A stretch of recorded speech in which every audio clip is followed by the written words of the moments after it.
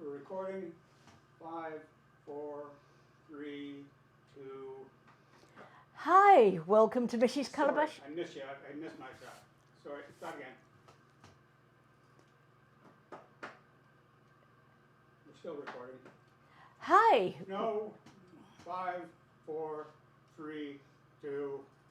Hi, welcome to Mrs. Calabash Cooks. I'm Maggie, and come into my kitchen. It's that time of the year when the herbs are just ready for picking and drying or making into vinegars or oils. And so today we're going to talk about dried herbs. And if you go on to mrscalabashcooks.com, my website, it will show you, we have an information sheet here about drying herbs. And it tells you that actually herbs were used back in prehistoric times. They've been found to be used in cooking. They used herbs and flowers. And back in the late Bronze Age in England, it was found that we were importing coriander, cilantro over here in North America. So it's not a new, we now say, oh, we're using all these herbs and spices. It goes back into time immemorial. And the medieval housewives really relied an awful lot on dried herbs and spices to give flavour. And they had, the meat sometimes was quite rancid. And so they had to disguise the flavour. Now, I'm going to show you the difference between, I started this yesterday. And there's two ways of drying herbs. Well, if you've got a hydrator, a dehydrator, then you can use the herbs like that. Dry the herbs. There's two ways. This is the old-fashioned way.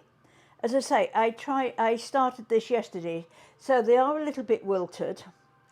Now, if I was drying this in the kitchen, I would cover it with a muslin bag, but I'm drying this in the hung up like that on a rack in the laundry room. It has to be somewhere that's dry and dust-free and well ventilated. And this will take about 2 weeks to dry. Now, a quicker way is, oh, that smells absolutely delicious. And look at the colour. I dried that in the oven for about an hour. Now, it needs to be on the lowest setting that you can get in the oven. And I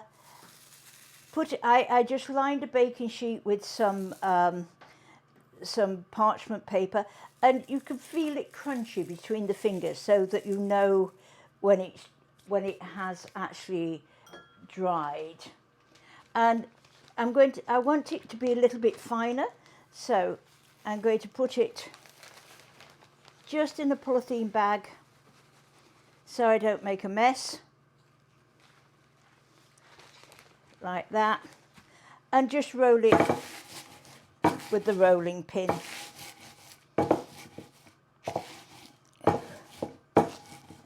Now, to store the herbs, keep them out of the direct sunlight because it does bleach the herbs. I'll show you the difference. Now, that is nicely crushed, and I do have a jar which says oregano on it because this is fresh oregano. Now, look at the difference in colour. This is one that I bought from the store the beginning of last summer, and it is quite pale and insipid compared to my freshly dried. I'm not very good at this. Let's do it the old way. So again, have a nice jar. I like these wide top jars, and then if I'm measuring by the spoon, it's easier to get a spoon inside. But I don't stick to my herb and spice rack has got jars of all sorts of different shapes and sizes because I like the different variety. So let's just put that in there.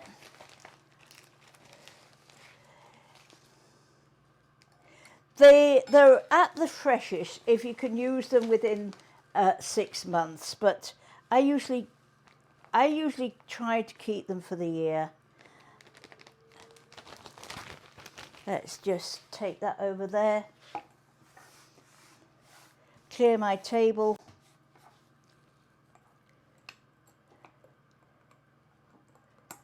And you see, I don't think you'll be able to read it, but that does say oregano on there.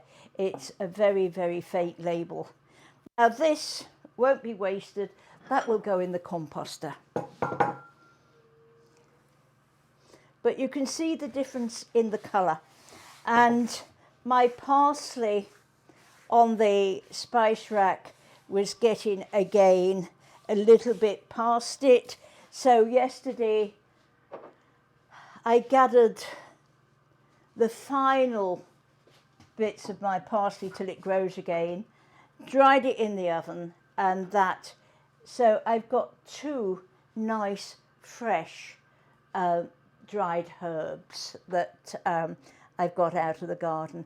Now, you can also dry the seeds of some of the plants.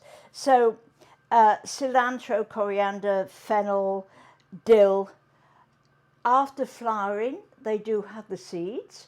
So if you have enough to collect the seeds and dry them, collect them, the herbs, sorry, I need to tell you, gather the herbs before the flower, because then they've got the most flavour. Gather them after the dew has evaporated, and that's the same with the seeds. Just gather them on a nice fine day after the dew has evaporated, and then just remove the seeds, let them dry in a warm place, and then just pop them and put them on your spice rack. And that is making the most of the garden. As I say, you're going back time immemorial. So don't forget, visit the website, Mrs. Calabash Cooks, and I will see you on Friday at 2 p.m. So, bye. Yeah, great.